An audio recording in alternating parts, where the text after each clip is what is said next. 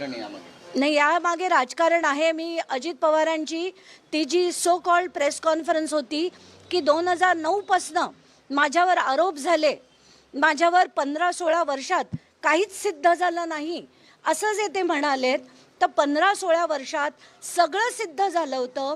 त्याच्यावर चार्जशीट देखील झाल्या होत्या, पण तुमचे मित्र देवेंद्र फडणवीस असल्यामुळे ते सगळंच्या सगळं बाजूला टाकलं गेलं. तुमच्यावरच्या ज्या सगळ्या कंप्लेंट्स होत्या त्या क्लोज करण्यात आल्या. तर म्हणून मी आता हायकोर्टाकडे अपील करून सिंचन घोटाळा, महाराष्ट्र कोऑपरेटिव्ह बँक घोटाळा, जरांदेश्वर घोटाळा हा याच्या सगळ्या फाईल्स रिओपन करण्याची मागणी करणार आहे.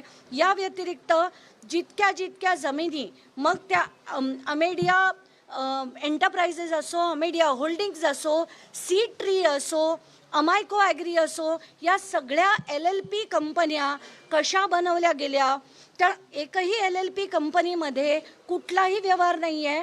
त्याचा ग्रॉस रेव्हेन्यू शून्य, सेल्स शून्य, ग्रॉस इन्कम शून्य, अशा बोगस कंपन्या फक्त बनवून जमिनींचे जे व्यवहार झालेत याच्याबद्दल मी उद्या आधी ही पत्रकार परिषद झाल्यावर पुण्याला जाऊन सगळेच्या सगळ्या गोष्टी आता हळूहळू बाहेर काढणार आहे.